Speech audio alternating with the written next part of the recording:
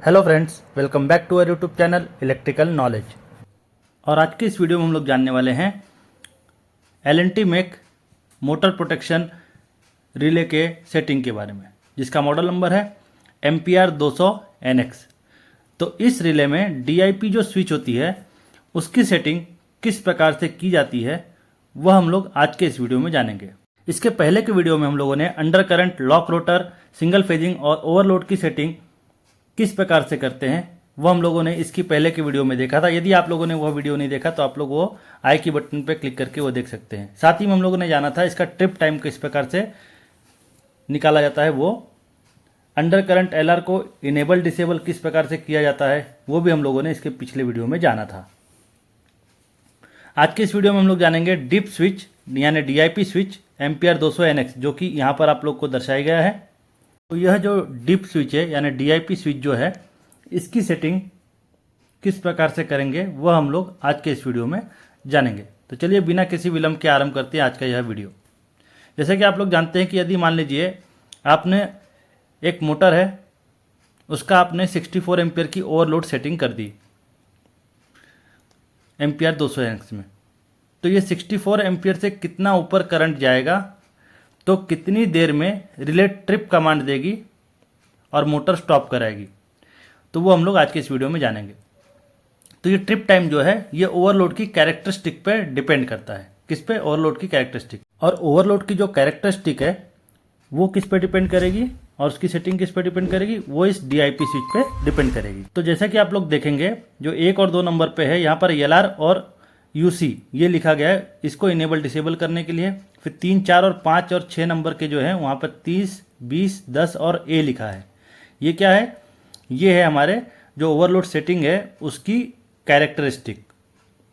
Characteristic यानी जो overload का ग्राफ होगा वो 10A, 10, 20 और 30 दिखाया गया है। इसको आप इनेबल करके वो ग्राफ सिलेक्ट कर सकते हैं और उस पर से ही जो ट्रिप टाइम रहेगा ओवरलोड का वो डिसाइड होगा। अब आप यदि इस डीप स्विच में देखेंगे तो यहाँ पर जो 20 है यानी 4 नंबर की स्विच वो ऑन है, यानी इसका जो कर्व सिलेक्शन है या फिर कैरेक्टरिस्टिक का जो सिलेक्शन है वो 20 के हिसाब से किया गया है। उसके हिसाब से ये रिले ओवरलोड पे ट्रिप मारेगी। तो इसके ग्राफ सिलेक्शन से ट्रिप टाइम कैसे सिलेक्ट होता है वो हम लोग आगे जानेंगे। तो ये जो है ये हमारे रिले का जो 10A, 10, 20 और 30 वो जो DIP स्विच की सेटिंग थी उसके ये ग्राफ हैं। जैसे कि आप लोग देखेंगे यहाँ पर ये क्लास 10A है, यहाँ पर क्लास 10E यानी वो 10 कहलाता है। उसी प्रकार ये 2 नंबर का ग्राफ हो गया, ये 20 का मतलब होगा 20E जो कि यहाँ पर 3 नंबर के ग्राफ में दिखाया गया है। उसी प्रकार 30 जो है वो 30E का यहाँ पर कैरेक्टरिस्टिक बता रहा है ओवरलोड रिले का।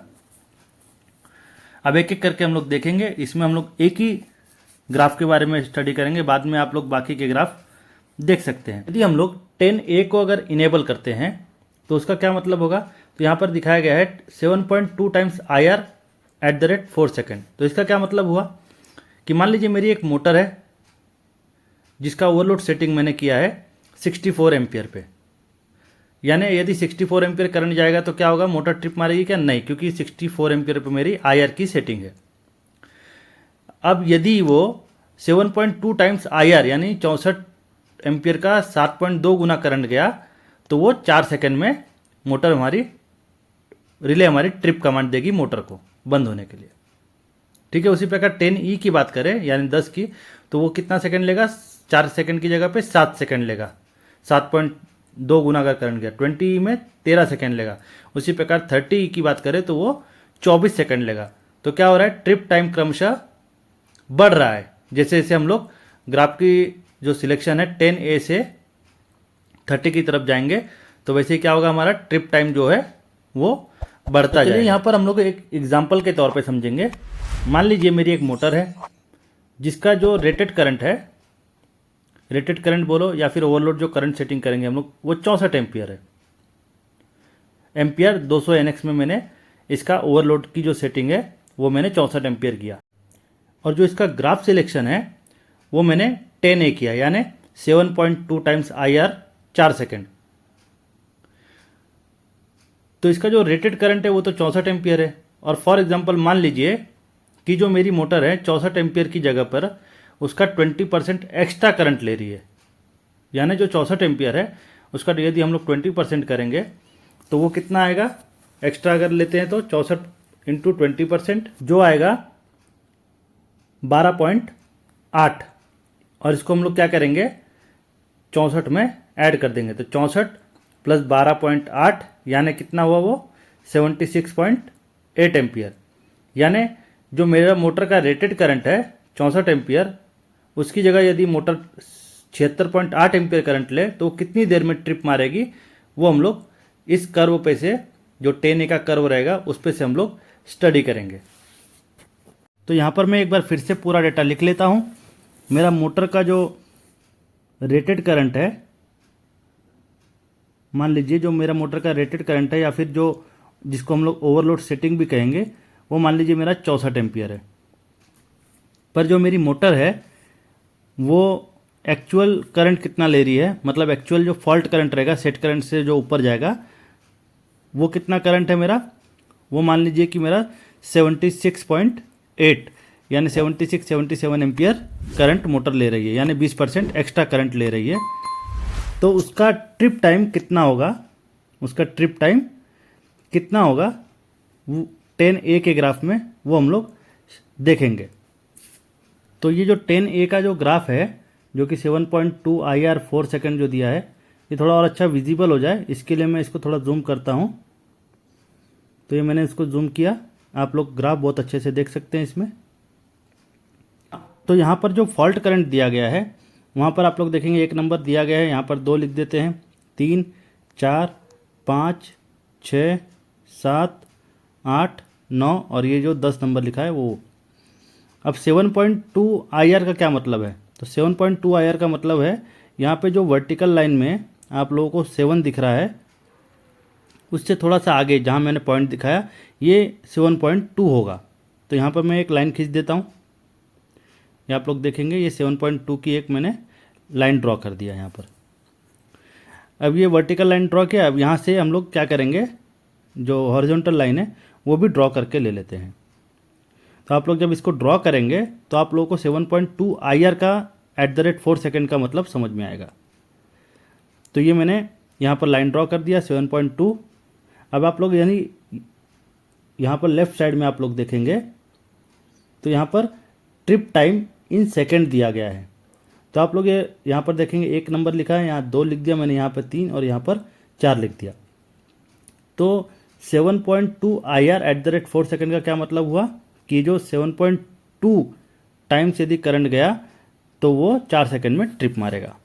पर यदि वो मेरी मोटर 1.2 टाइम्स यदि करंट ले रही है रेटेड करंट का, यानी 64 एम्पियर का 1.2 टाइम्स लिया तो 76.8 एम्पियर यदि करंट ले रही है तो वह कितने देर में ट्रिप मारेगी तो वो हम लोग जानेंगे। तो जैसे कि यहाँ पर 1 लिखा है, यहाँ पर मैंने लिख दिया 2। यदि मैं उसका सेंटर पॉइंट सिलेक्ट करूँ तो वो मेरा कितना टाइम्स करंट रहेगा, तो ये जो सेंटर पॉइंट है मेरा ये ग्राफ के हिसाब से 1.5 टाइम्स IR यानी सेटिंग का 1.5 टाइम्स हो जाएगा। पर जो मेरी मोटर है वो 1.2 टाइम्स करंट एक्स्ट्रा ले रही है 64 एम्पियर का, जो कि है 76.8 एम्पियर, जो है 1.2 टाइम्स ऑफ IR। तो ये 1.5 इसका भी यदि हम लोग आधा करेंगे तो वो लगभग कितना आएगा, ये आएगा हमारा लगभग 1.25 टाइम्स। और इसके थोड़ा सा यदि पहले हम लोग पॉइंट सिलेक्ट करेंगे तो ये मेरी होगी 1.2 टाइम्स IR करंट। तो चलिए मैं इसका वर्टिकल लाइन ड्रॉ करूँगा। यदि मैं इसका वर्टिकल लाइन ड्रॉ करूँ तो मुझे इस ग्राफ का कुछ यहाँ पर हमको ट्रिप टाइम का पॉइंट मिलेगा। तो यहाँ से मैं एक वर्टिकल लाइन ड्रॉ करता हूँ। तो ये मैंने यहाँ पर एक वर्टिकल लाइन ड्रॉ कर दिया और उसके बाद इसकी मैं हॉरिजॉन्टल लाइन, ये जो पॉइंट है उससे अगर पकड़ कर देखूँ तो ये मेरा यहाँ पर हॉरिजॉन्टल लाइन भी मेरे को मिल जाएगा ये पॉइंट पे। तो ये रहा मेरा हॉरिजॉन्टल लाइन और ये रहा मेरा ट्रिप टाइम का पॉइंट। तो जैसे कि आप लोगों ने देखा था कि ये जो एक नंबर है तो यहाँ पर 1 का फैक्टर है, तो मेरे यहाँ पर 2, 3, 4, 5 लिखा था, यहाँ 10 है तो यहाँ पर 20 से शुरू होगा पॉइंटिंग जो रहेगा, और यहाँ पर 100 है तो यहाँ से 200 से शुरू होगा, तो ये 200, 300, 400, और जो रेड लाइन है वो मेरी हो गई 500।